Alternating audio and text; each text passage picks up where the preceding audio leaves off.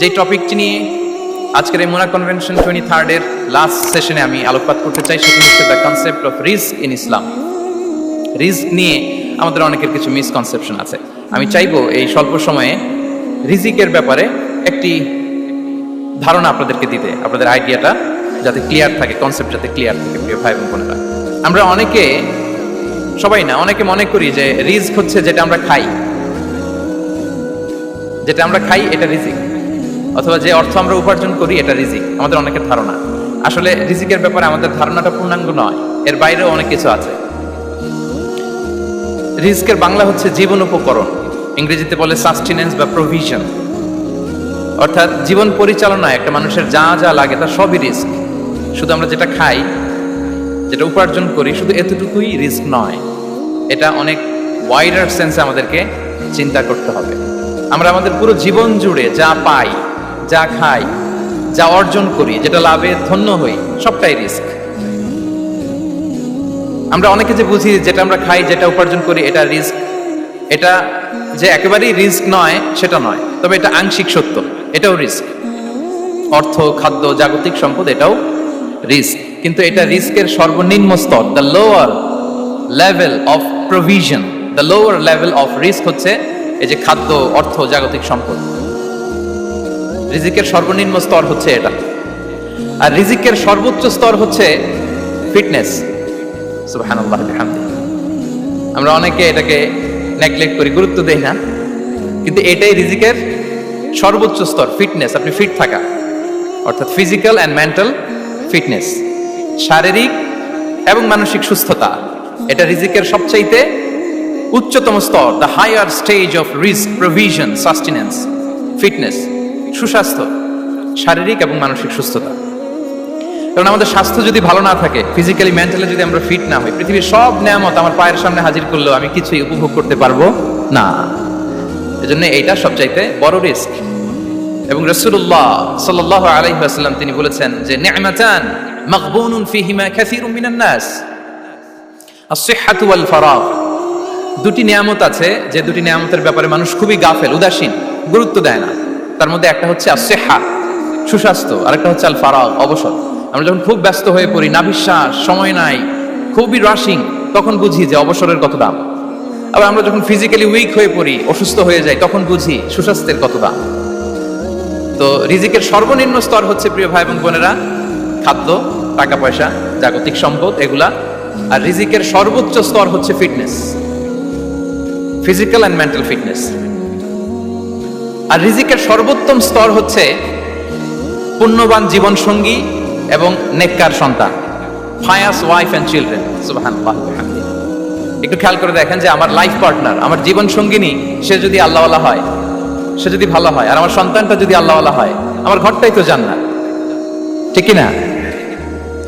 এটা হচ্ছে রিজিকের সর্বোত্তম স্তর। জীবন সঙ্গিনী সে যদি নেককার হয়, আল্লাহওয়ালা হয়, মুতিয়া কানিতা সে যদি হয়, আর আমার সন্তান, আমার চিলড্রেন, সেও যদি ফায়াস হয়, তাহলে আমার ঘরটাই হচ্ছে paradise, a piece of paradise in this দুনিয়া। সুবহানাল্লাহ। আমরা আম্মাজান খাদিজাতুল কুবরা আত-তাহিরা রাদিয়াল্লাহু তাআলা আনহা, ওনার কথা জানি যে বিষ্ণু ঈসা ইসলামের স্ত্রী আমাদের আম্মাজান রাসূলুল্লাহ সাল্লাল্লাহু আলাইহি ওয়াসাল্লামকে বড্ড ভালোবাসতেন, আগলে রাখতেন সব সময়, মেন্টালি সাপোর্ট দিতেন, ফিনান্সিয়ালিও সাপোর্ট দিতেন। বিষ্ণু ঈসা ইসলামকে আম্মাজান খাদিজা এতই ভালোবাসতেন, বিষ্ণু ঈসা ইসলাম বলতেন রুজিকতু হুব্বাহা, আমি খাদিজার ভালোবাসাকে রিজিক হিসেবে পেয়েছি। সুবহানাল্লাহ। রাসূল সাল্লাল্লাহু আলাইহি ওয়াসাল্লাম এই শব্দটা ইউজ করেছেন, রিজিক, রুজিকতু হুব্বাহা।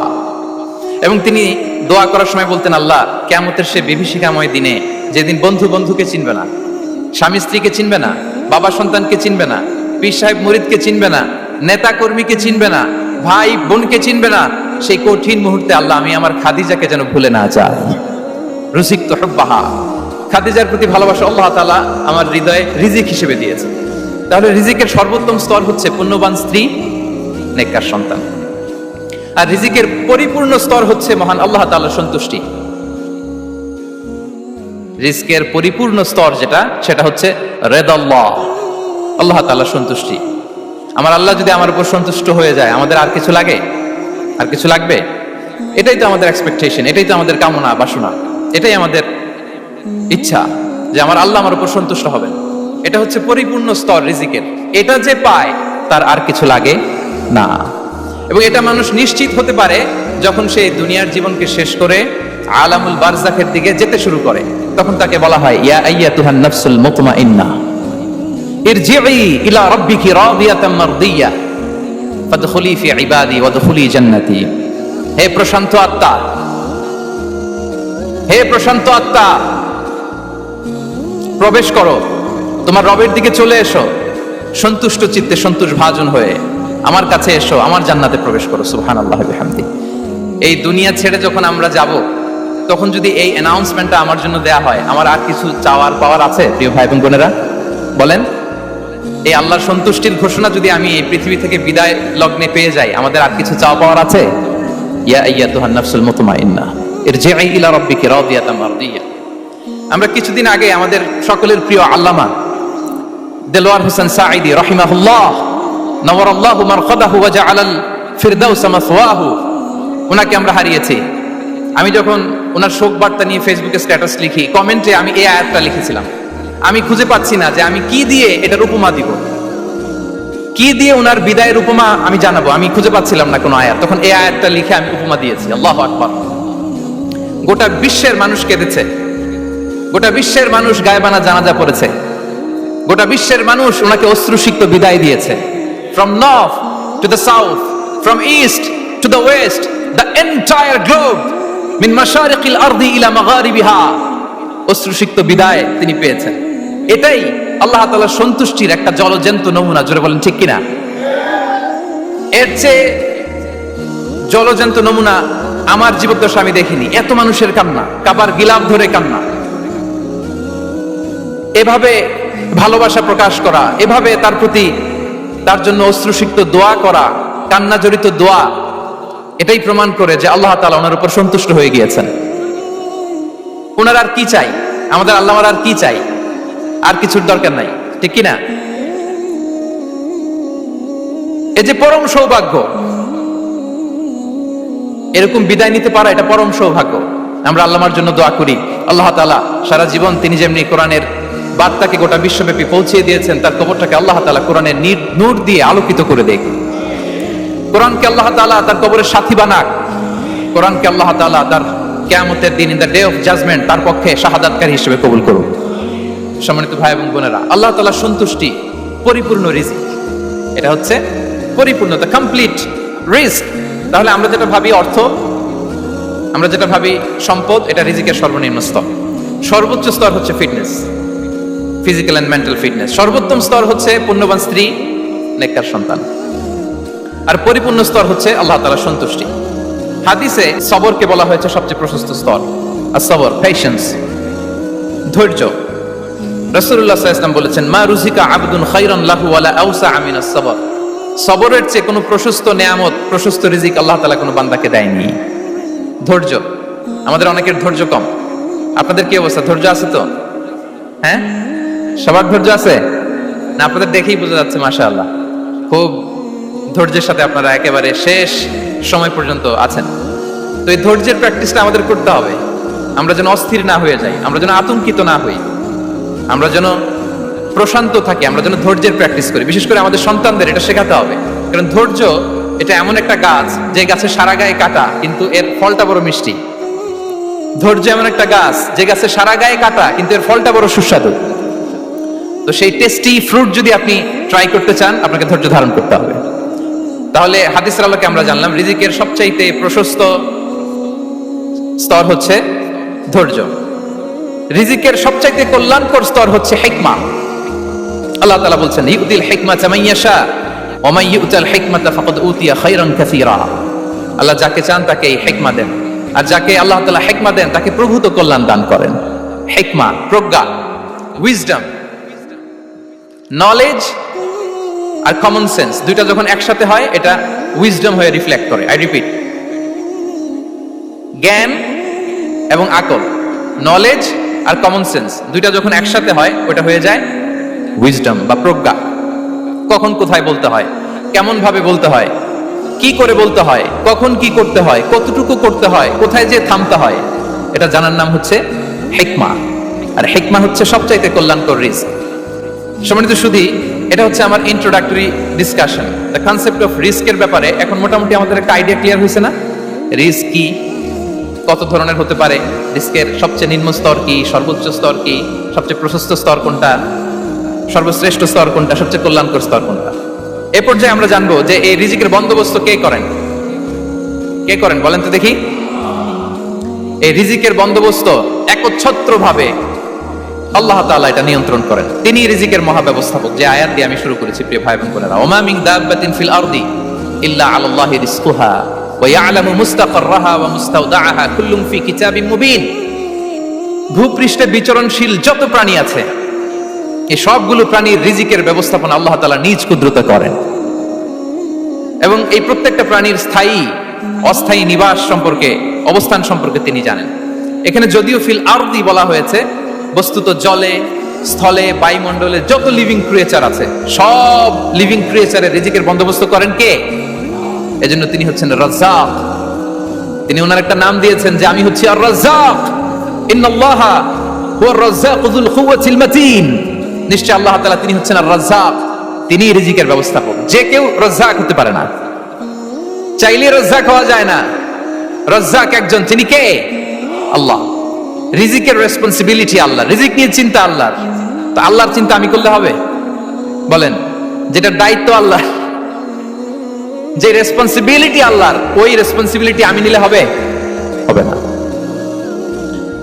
তাহলে আল্লাহ তাআলা নিজেকে আর রাজ্জাক বলে কোরআনে আমাদের সামনে উপস্থাপন করেছেন। রাজ্জাকের তিনটা বৈশিষ্ট্য আছে। যেই সত্তার মধ্যে তিনটা বৈশিষ্ট্য খুঁজে পাওয়া যায়, তিনি হচ্ছেন আর রাজ্জাক, দ্য প্রোভাইডার, দ্য সাস্টেইনার। আর রাজ্জাক কোন সেই তিন গুণ? এক নম্বর গুণ হচ্ছে নো ডেফিসিয়েন্সি, তার কোনো অভাব থাকবে না। হু continuously provide sustenance to his creatures, যে লাগাতার, নিয়মিত, প্রতিনিয়ত তার সৃষ্টিকে রিজিক দেন, এবং গোটা বিশ্বকে রিজিক সরবরাহ করতে যে তার ধনভাণ্ডারের 1 ইঞ্চিও কমে না। সুবহানাল্লাহ বিহামদি। এই যে সাইয়েদনা আদম আলাইহিস সালাম থেকে শুরু করে আপ আনটিল নাও গোটা বিশ্বের সবগুলো মানুষকে, জিন জাতিকে, পক্ষীকুল, সাগরের অতল গহ্বরে দ্য ব্লু ওয়েল, নীল তিমিগুলোকে, বিশাল মাছগুলোকে, এই সব কিছুকে যে আল্লাহ তাআলা রিজিক সরবরাহ করছেন, আল্লাহর যে ধনভাণ্ডার একটু কমে আসার কথা না এতদিনে? কি বলেন? এত হাজার হাজার বছর রিজিক দেওয়ার পরেও তার ধনভাণ্ডার কমে নাই না। আল্লাহ বলে তোমাদের যার যা লাগবে, যার যা চাহিদা, যার যেটা দরকার, সবও যদি দিয়ে দেয়, আমি আল্লাহর ধনভাণ্ডারের 1 ইঞ্চিও কমবে না। আর Razzak যুল কুওয়াতিল মাতিন, the provider, the sustainer. তাহলে রাজ্জাক হতে হলে ওই সত্তার তিনটা গুণ লাগে। এক হচ্ছে নো ডেফিসিয়েন্সি, তার কোনো ঘাটতি থাকতে পারবে না। 2 নম্বর কোয়ালিটি হচ্ছে নেভার ফরগেটফুল, তিনি ভুলতে পারবেন না। Who never forget the needs of his creation, তার সৃষ্টির কোথায়, কার, কখন, কোনটা লাগে এটা ভুলে গেলে চলবে না। ধরেন তিনি নর্থ আমেরিকাতে, এখানে কানাডায় যারা আছে, আমেরিকাতে যারা আছে, তাদেরকে রিজিক দিচ্ছে। ওদিকে সাউথ আমেরিকাতে, ব্রাজিলে, আর্জেন্টিনার জঙ্গলে কিছু জনগোষ্ঠী রয়ে গেছে, এদের কথা আল্লাহ ভুলে গেছে। তারা বেঁচে থাকতে পারবে? আফ্রিকার জঙ্গলে যারা আছে, তাদেরকেও যে রিজিক দিতে হবে, যখন যেটা লাগে সরবরাহ করতে হবে, এটা যদি আল্লাহ ভুলে যায়, তোরা বাঁচবে? বলেন। তাহলে যিনি আর রাজ্জাক, তিনি হচ্ছেন নেভার ফরগেটফুল, কখনো তার সৃষ্টির কখন কি লাগে এটা কখনো তিনি ভুলতে পারবেন না। আল্লাহ তাআলা ভুলেন না, তিনি ভুলেন না, তিনি সব খেয়াল রাখেন। যখন যার যেটা যতটুকু দরকার, তখন তাকে ততটুকু যিনি দেন, তার নাম হচ্ছে রাজ্জাক। রাজ্জাক হতে গেলে যেই কোয়ালিটি লাগে, তার 3 নম্বর কোয়ালিটি হচ্ছে কম্প্যাশনেট। কম্প্যাশনেট, দয়ালু, অনেক বেশি দয়ালু। এত বেশি দয়ালু যে তার বিরোধিতা করলেও তাকে রিজিক দেয়া থেকে তিনি বঞ্চিত করেন না। His disobedience effects the risk but not stop the risk. আপনি যদি আল্লাহর অবাধ্য হন, আপনার রিজিকের বারাকা হয়তো কমে যাবে, কিন্তু রিজিক বন্ধ হবে না।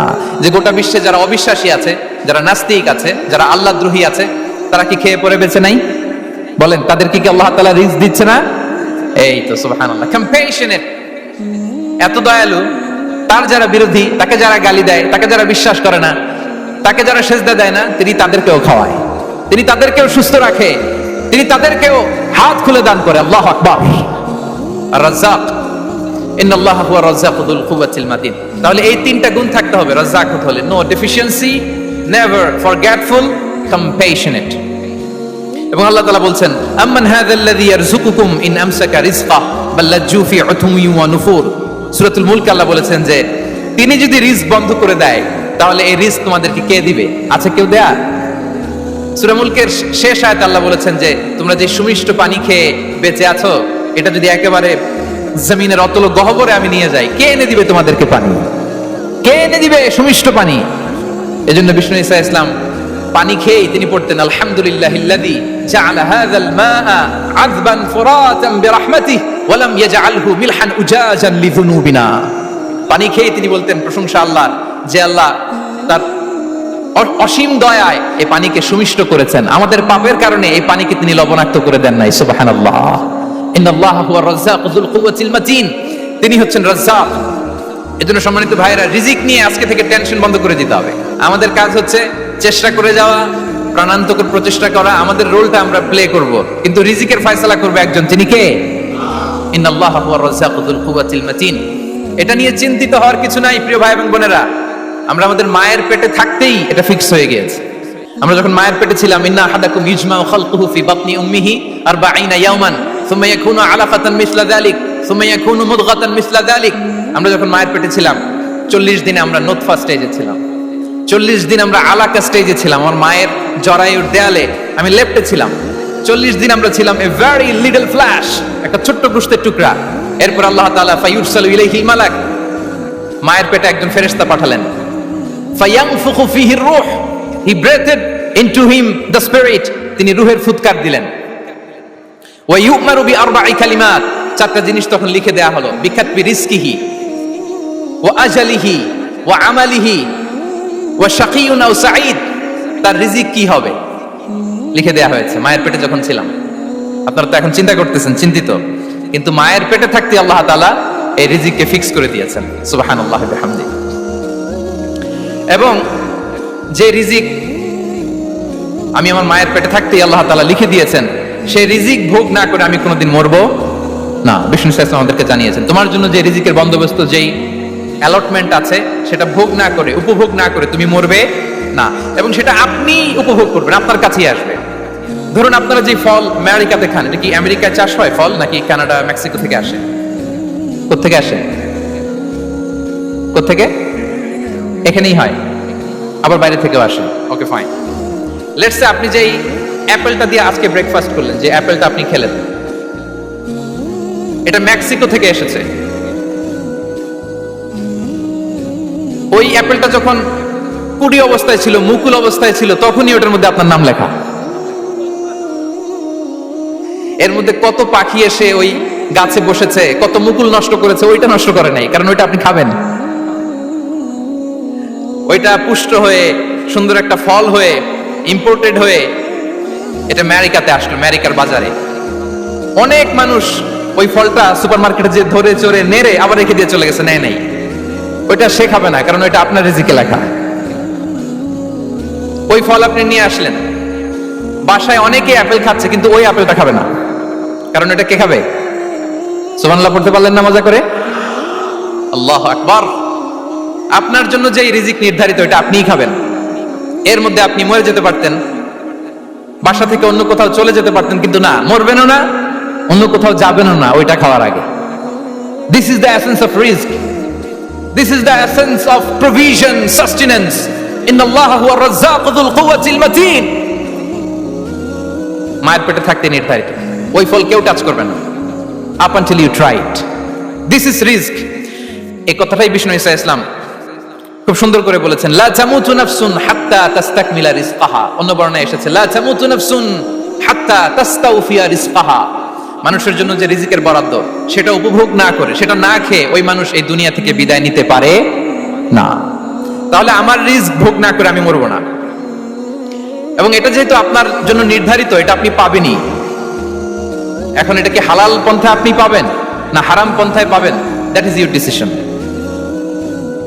আপনার রিস্ক আপনার কাছে আসবে। এটা নির্ধারিত না অনির্ধারিত বলেন তো? আমি সবার কাছ থেকে শুনবো, রিস্ক কি নির্ধারিত না অনির্ধারিত? ফিক্সড, নির্ধারিত।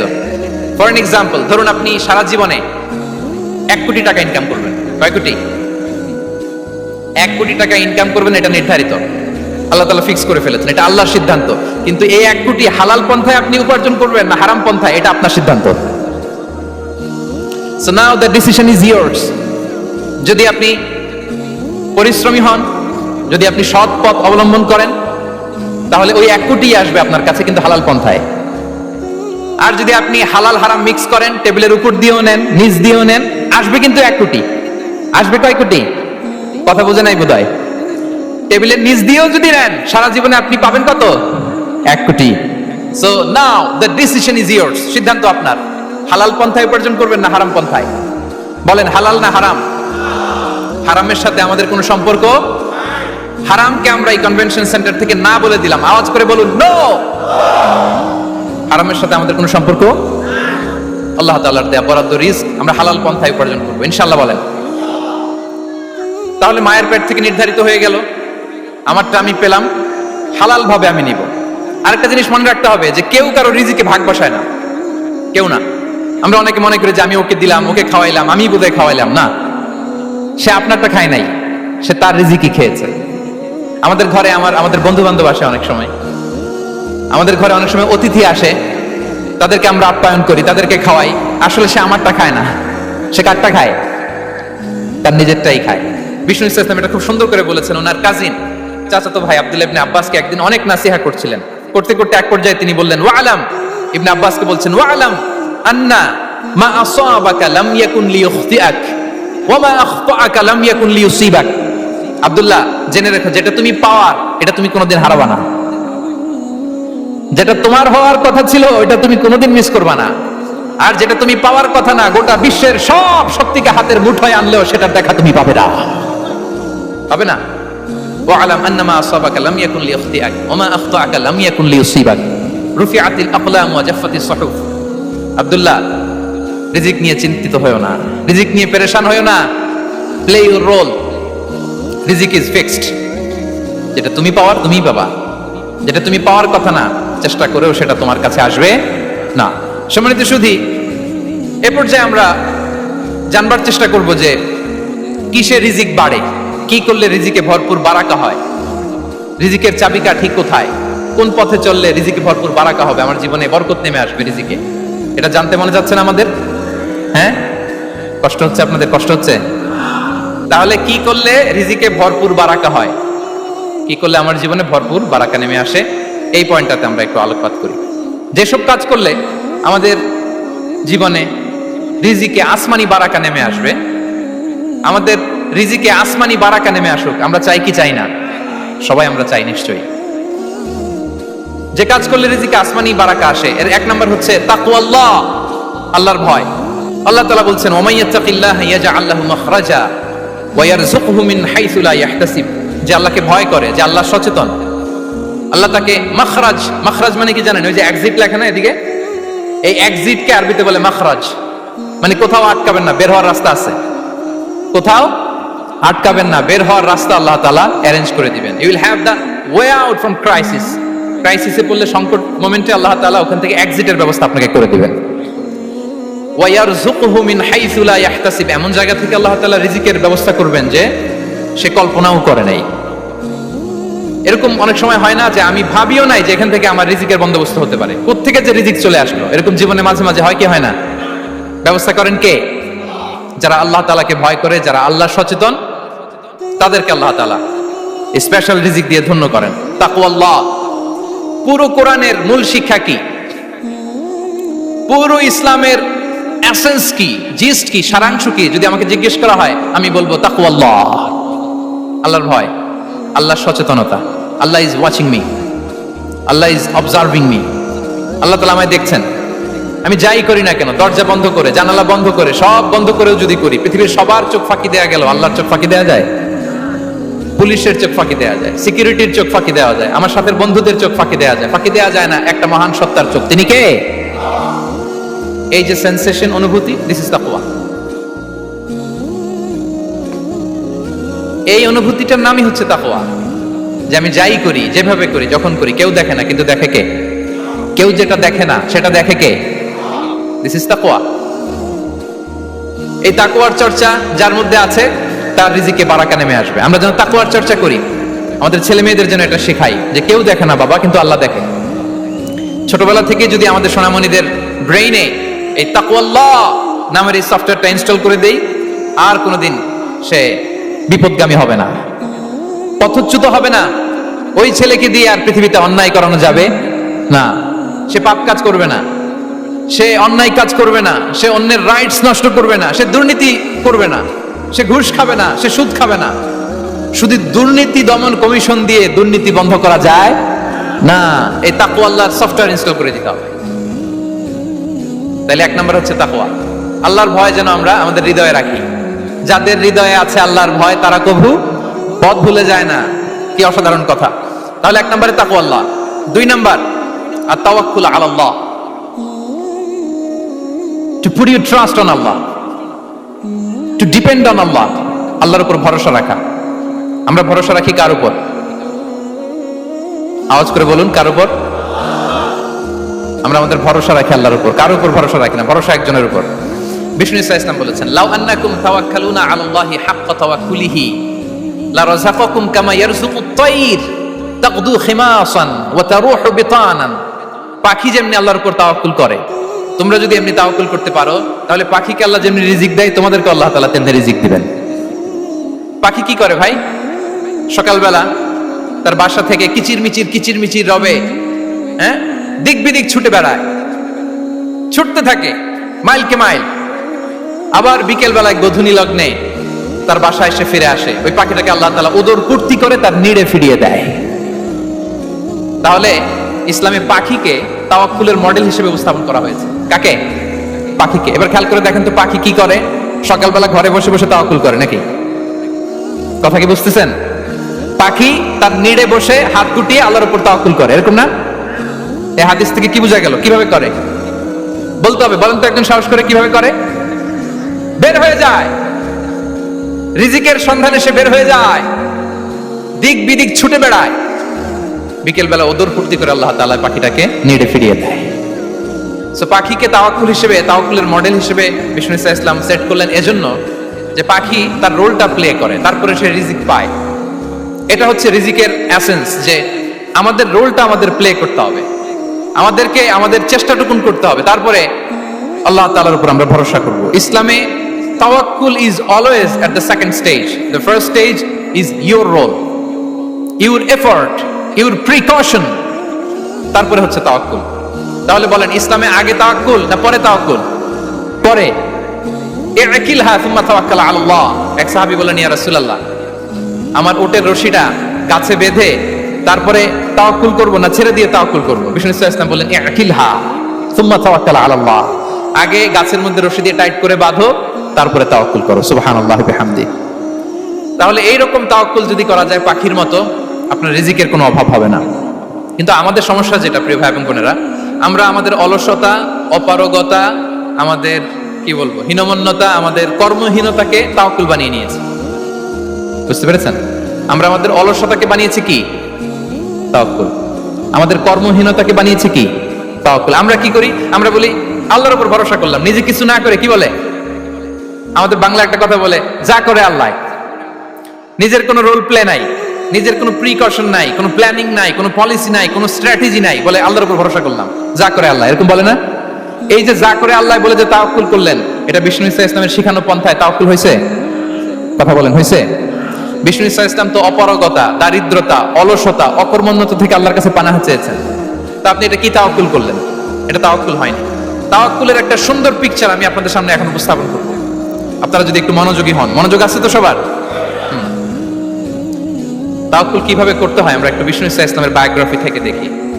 রাসূল সাল্লাল্লাহু আলাইহি ওয়াসাল্লামের হিজরতের ঘটনাটা আমি 1 মিনিটে একটু আপনাদেরকে সংক্ষেপে শোনাই, যে তাওয়াক্কুল কিভাবে তিনি করেন। ইসলামে তাওয়াক্কুল হচ্ছে কর্ম শেষে ফলাফলের জন্য আল্লাহর উপর নির্ভর করা। কারণ আমি কাজ করলাম, ফলাফল পজিটিভ হইতে পারে, নেগেটিভ হইতে পারে, ওটা নির্ধারণ করবে কে? ফয়সালা দেয় কে? তাহলে আমরা দেখি যে বিষ্ণু ইসা ইসলাম তিনি কিভাবে তাওয়াক্কুল করেছেন। যেদিন তিনি হিজরত করবেন, রাসূল সাল্লাল্লাহু আলাইহি ওয়াসাল্লামকে অনুমতি দেয়া হলো, সেদিন হিজরতের অনুমতি যে তিনি পেয়েছেন, মাইগ্রেশনের অনুমতি যে তিনি পেয়েছেন, এটা জানানোর জন্য তিনি আবু বকরের ঘরে চলে গেলেন দুপুরবেলা। কখন? প্রশ্নের উত্তর দিতে হবে। কখন? ফি ওয়াক্তি দাহিরা, দুপুরে। রাসূল সাল্লাল্লাহু আলাইহি ওয়াসাল্লাম দুপুরে বেরোতেন না। শুধু রাসূল সাল্লাল্লাহু আলাইহি ওয়াসাল্লামই না, আরবের লোকেরা দুপুরে বের হতো না, কারণ ওইটাকে বলা হতো ওয়াক্তুল কাইলুলা। আমরা পাওয়ার ন্যাপ নেই না, এই পাওয়ার ন্যাপের টাইম ছিল তখন। বাইরে প্রচন্ড রোদ, কেউ বেরোতো না, বিষ্ণু ইসলাম বেরোতেন না। দেখেন বিষ্ণু ইসলাম ওনার চিরাচরিত অভ্যাসকে, হ্যাবিটকে ব্রেক করে দুপুরে বেরোলেন। বিষ্ণু ইসলাম কখনো মাস্ক পরতেন না, মানে মুখ ঢেকে চলতেন না, সবসময় মুখ খোলা। ওই দিন তিনি মাস্ক পরে বেরোলেন। মুতাকান্নিআন, খারাজা মুতাকান্নিআন, মানে রুমাল দিয়ে মুখটাকে ঢেকে বেরোলেন। দুপুরবেলা বেরোলেন, মানুষের চোখের সামনে যেন তিনি না পড়েন। দুপুরে বেরোলেন, মুখ ঢেকে বেরোলেন। আবু বকর রাদিয়াল্লাহু তাআলা আনহুর ঘরে যেয়ে বলেন, উযিনা লি বিল খুরুজ। আবু বকর, অনুমতি দেয়া হয়েছে, ঘরে কারা কারা আছে একটা কথা বলবো, সবাইকে বের করে দাও। আখরিজ মান ফিল বাইত। আবু বকর বললেন, ইয়া রাসূলুল্লাহ, ঘরে তো আপনার ফ্যামিলি। আয়েশা রাদিয়াল্লাহু তাআলা আনহার সাথে ততদিনে বিয়ে হয়ে গিয়েছে, কিন্তু সংসার শুরু হয়নি। দে আর পার্ট অফ ইউর ফ্যামিলি, আপনার সংসার, আয়েশা, আসমা।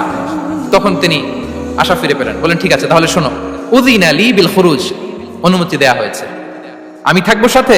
রাসূল সাল্লাল্লাহু আলাইহি ওয়াসাল্লাম বললেন, হ্যাঁ তুমি থাকবে। ওই দিন রাতে ওনারা বের হলেন। মক্কা থেকে মদিনা একদিকে, উনি বেরোলেন আরেক দিকে। ধরেন মক্কা থেকে মদিনার রাউট হচ্ছে এইদিকে, আমরা তো এদিকেই বেরোবো নাকি? কথা কি বুঝতেছেন? বিষ্ণু বেরোলেন কোন দিকে? এইদিকে। সুবহানাল্লাহ বললেন না? এজন্য আবেগ একটু কন্ট্রোল করতে হবে। আবেগ আর বিবেকের সমন্বয় লাগবে, প্রপার স্ট্র্যাটেজি লাগবে, ওয়েল প্ল্যানিং লাগবে, তাহলেই সে নেতৃত্ব আবার মুসলিমদের হাতে আল্লাহ ফিরিয়ে দিবে। মক্কা থেকে মদিনা এদিকে, বিষ্ণু বেরোলেন এদিকে।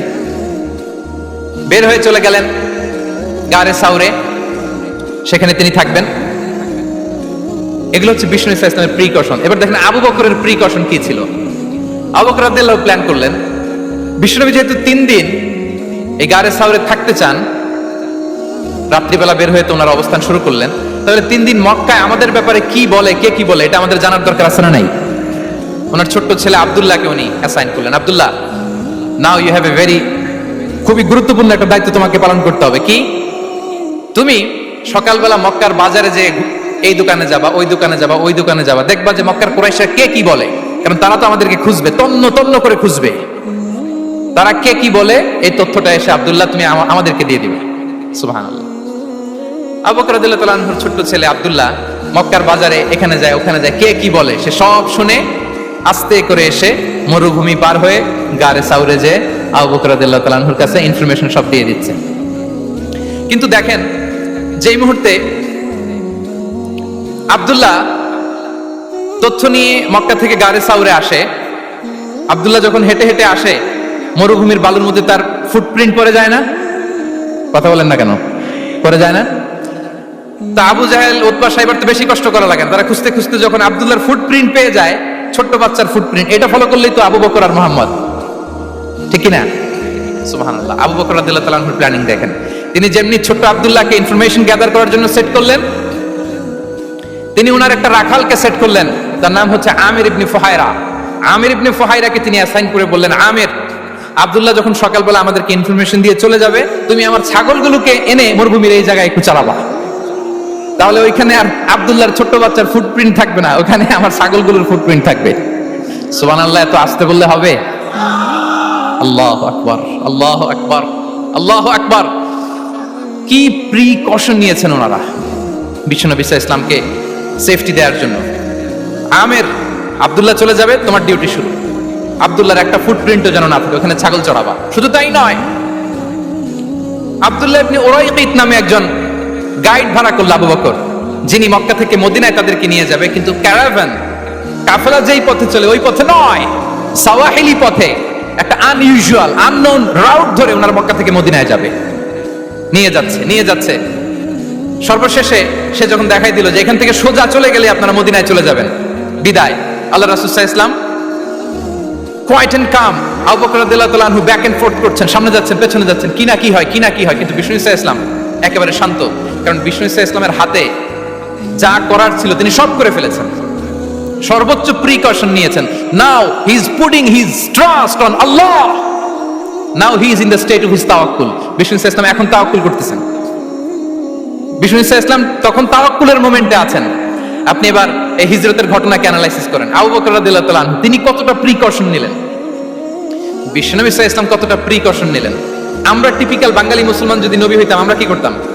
আমরা বলতাম, আমি নবী, আমার কাছে ওহী আসে, আমি রাত্রিবেলা লুকিয়ে লুকিয়ে গাড়ে সাউরে যাবো কেন, আমি দিনের বেলায় ঢং ঢং করে আবু জাহিল্লার নাকের সামনে দিয়ে যাব, দেখি আল্লাহর শক্তি বেশি না আবু জাহিল্লার শক্তি বেশি। এরকম সস্তা বলে আওড়াতাম না আমরা। আমি নবী, সরি ফর দ্য স্ল্যাং, আমি নবী, আমি লুকিয়ে রাতে কেন যাব, আমি আবু জাহেলের সামনে দিয়ে যাব, দেখি আল্লাহর শক্তি বেশি না আবু জাহেলের শক্তি বেশি, এরকম বলতাম না। কিন্তু বিষ্ণু ইসা ইসলাম কেমনটা করেছেন না, দুপুরে বেরোন না, ওদিন দুপুরে বেরোলেন, মাস্ক পরেন না, মাস্ক পরে বেরোলেন, সংবাদ দেওয়ার সময় সাবধানতা অবলম্বন করলেন।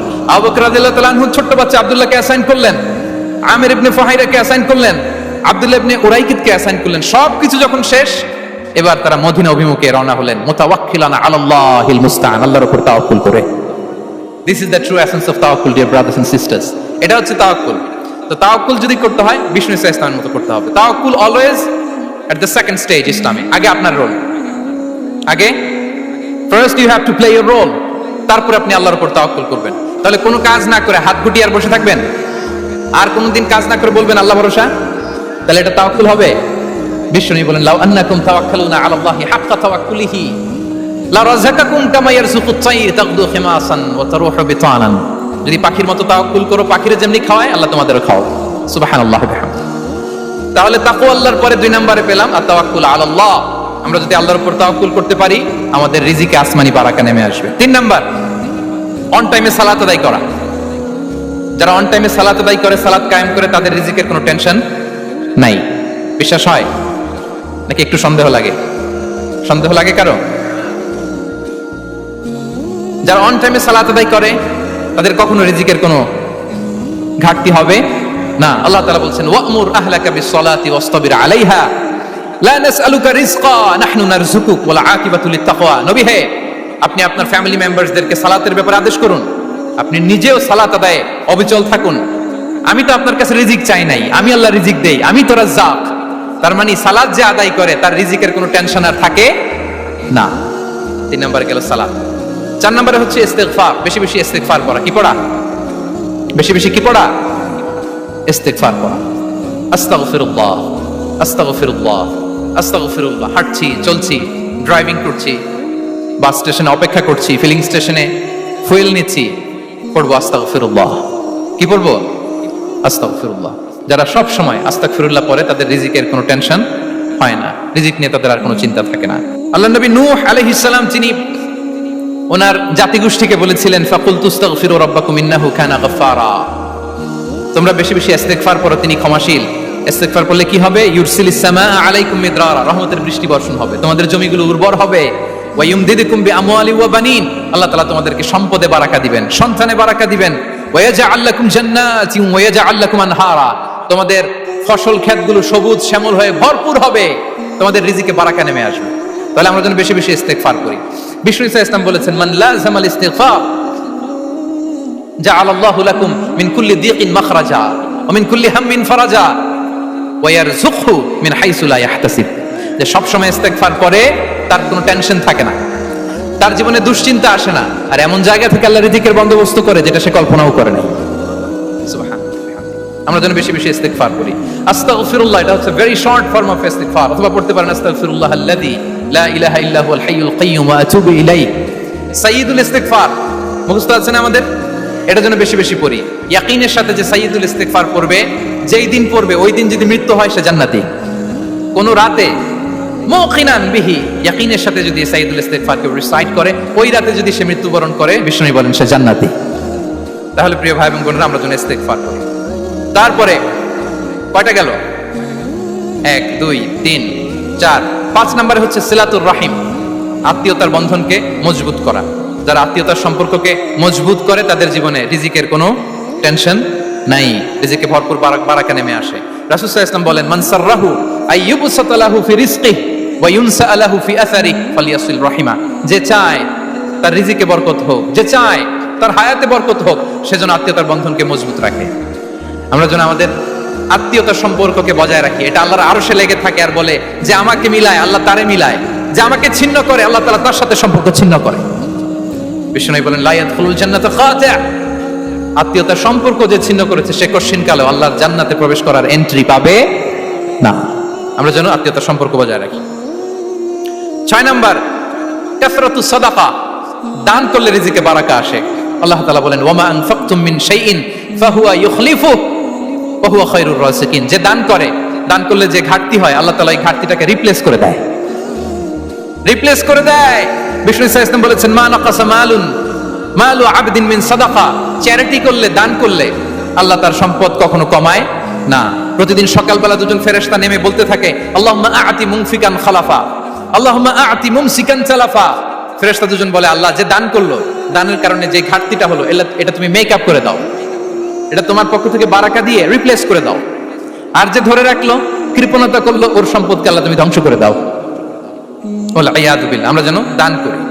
এরপরে বিষ্ণু সাল্লাল্লাহু আলাইহি ওয়াসাল্লাম বলেছেন বেশি বেশি হজ উমরা করলে, বেশি বেশি যদি কারো সাধ্য থাকে, ফিনান্সিয়াল ক্যাপাসিটি থাকে, বেশি বেশি হজ উমরা করলে তার রিজিকে বারাকা নেমে আসে। সব শেষে হচ্ছে দোয়া করা, রিজিক বৃদ্ধির কি করা?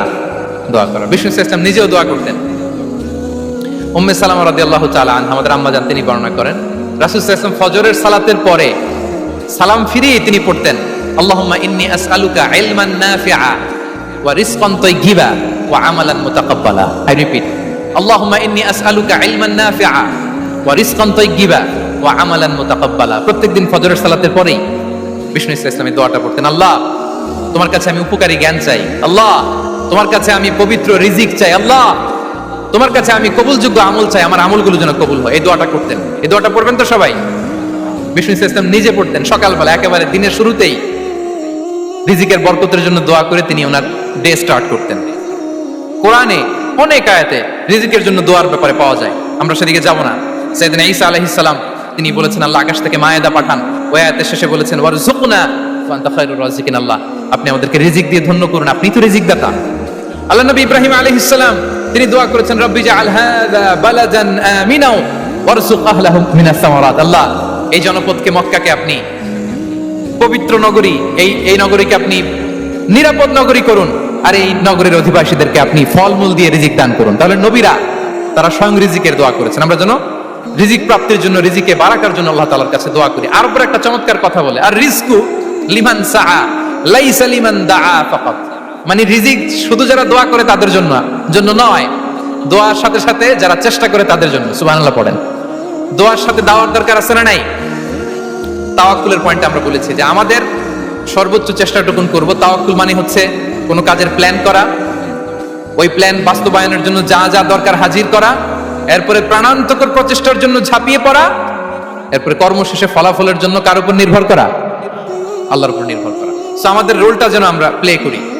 জমিনকে আল্লাহ প্রশস্ত করে দিয়েছেন। আল্লাহ বলেছেন ওয়া কুলু মির রিজকি, জমিনকে প্রশস্ত করেছি, এর পরতে পরতে ঘুরো, খোঁজো, চেষ্টা করো তোমার রিজিক তুমি নাও। ইসলাম আমাদেরকে কর্মমুখী হতে শেখায়।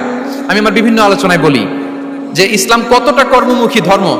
একটা ছোট্ট হাদিস দিয়ে শেষ করি। রাসূল সাল্লাল্লাহু আলাইহি ওয়াসাল্লাম বলেছেন ইন কামাতিস সাআতু ওয়া ফি ইয়াদি আহাদিকুম ফাসিলা।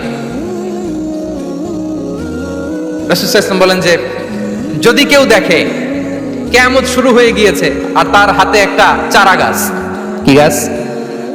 আর ওইদিকে কি শুরু হয়েছে? বিষ্ণু ইসলাম বলেন যদি তার সুযোগ থাকে কিয়ামত শুরু হওয়ার আগেই যেন চারা গাছটা সে রোপণ করে দেয়। তার মানে থামার জন্য এই পৃথিবীতে আমরা আসি নাই। আমরা পৃথিবীতে এসেছি এই পৃথিবীকে আবাদ করার জন্য, এই পৃথিবীটা লিড করার জন্য। এই পৃথিবীতে শুধু সামনের ছোটার জন্য মুসলমানদের আগমন হয়েছে। চিল্লায় বলেন ঠিক কিনা? কতটা কর্মমুখী হতে শেখায়। এইদিকে কিয়ামত, এইদিকে চারা গাছ, যদি সুযোগ পাও এটা রোপণ করে দাও। আপনারা মারিয়াম আলাইহিস সালামের ঘটনা জানেন। তার গর্ভে আল্লাহ তাআলা স্বামী ছাড়া সন্তান দিয়েছিলেন। ঈসা আলাইহিস সালাম ভূমিষ্ঠ হলেন। পাশ দিয়ে বয়ে যাচ্ছে স্রোতস্বিনী ঝর্ণাধারা, আর এদিকে খেজুর গাছ। একটা খেজুর গাছের পাশে হেলান দিয়ে তিনি ক্লান্ত, শ্রান্ত, পরিশ্রান্ত মারিয়াম আলাইহিস সালাম, এবং প্রচন্ড ক্ষুধার্ত। কোত্থেকে খাবার পাবেন? আল্লাহ তাআলা বললেন ওয়া হুজ্জি ইলাইকি বিজিযইন নাখলাতি তুসাকিত আলাইকি রুতাবান জানিয়া। মারিয়াম, একটু কষ্ট করো, এই যে তোমার পাশে খেজুর গাছ, খেজুর গাছের ডাল ধরে টান দাও, দেখবে সুমিষ্ট খেজুর টপ টপ করে নিচে পড়বে। আচ্ছা, আল্লাহ তাআলা চাইলে এমনি অটোমেটিক্যালি খেজুরগুলো নিচে ফেলতে পারতেন না? আওয়াজ করে বলেন পারতেন কিনা? না, এটা সুন্নাতুল্লাহি ফিল আরদের বিরোধী। আল্লাহ তাআলা চেয়েছেন মারিয়াম একটু করুক, এরপর বাকিটা আমি করি। সুবহানাল্লাহ বলবেন না? ওয়া হুজ্জি, মারিয়াম এতটুকু করো। ওয়া হুজ্জি, খেজুর গাছের ডাল ধরে একটু টান দাও। তুসাকিত আলাইকি রুতাবান জানিয়া, টসটসে খেজুর পড়বে। তাহলে ইসলাম আমাদেরকে কর্মমুখী হতে শেখায়। মুসা আলাইহিস সালাম লোহিত সাগরের সামনে চাইলে আল্লাহ তাআলা রাস্তা বানিয়ে দিতে পারতেন। আল্লাহ কি বললেন? হ্যাঁ, ওই আঘাতটা আমাদের করতে হবে, আঘাত আমাদেরকে করতে হবে, ওই শ্রম আমাদেরকে দিতে হবে, তারপরে আল্লাহ তাআলার সাহায্য আমাদের জন্য বরাদ্দ থাকবে, ঠিক কিনা? সম্মানিত ভাইয়েরা, এটাই হচ্ছে সুন্নাতুল্লাহি ফিল আরদ, এটাই জমিনে আল্লাহর সিস্টেম, এটাই the law of nature in this universe. এখানে আমাকে প্রচেষ্টা করতে হবে, আমার রোল প্লে করতে হবে, তারপরে আমার রিজিক আমার কাছে আসবে। তাই আমরা যেন কায়মনোবাক্যে রিজিকের বারাকার জন্য আল্লাহ তাআলার কাছে দোয়া করার পাশাপাশি আমাদের রোলটা যেন আমরা প্লে করি, আমাদের রোলটা যেন আমরা প্লে করি, তাহলে আমাদের রিজিকে বারাকা নেমে আসবে। কারণ তিনি যখন বারাকা দিবে ওটা নিয়ে কুলানো যাবে না, এটা বিশ্বাস হয়? বিশ্বাস হয়? আল্লাহু ইয়ারযুকু মান ইয়াশা বিগাইরি হিসাব। তিনি যখন দেয় এমন দেয়া দেয় ওটা আপনি নিয়ে কুলাতে পারবেন না। তো সেই রিজিকের উপযুক্ত যেন আমরা হই, আমরা যেন দোয়ার পাশাপাশি আমাদের প্রচেষ্টা অব্যাহত রাখি, আমাদের প্রিকশন অব্যাহত রাখি, আমাদের কর্মচঞ্চল অ্যাটেম্পটগুলো অব্যাহত রাখি, তাহলে আল্লাহ তাআলা আমাদেরকে রিজিক দিয়ে, ভরপুর রিজিক দিয়ে আমাদেরকে তিনি ধন্য করবেন। হাযা মা ইনদি ওয়াল ইলমু ইনদাল্লাহ আলাইহি তাওয়াক্কালতু ওয়া ইলাইহি উনীব। ওয়াসসালামু আলাইকুম ওয়া রাহমাতুল্লাহি তাআলা ওয়া বারাকাতুহু।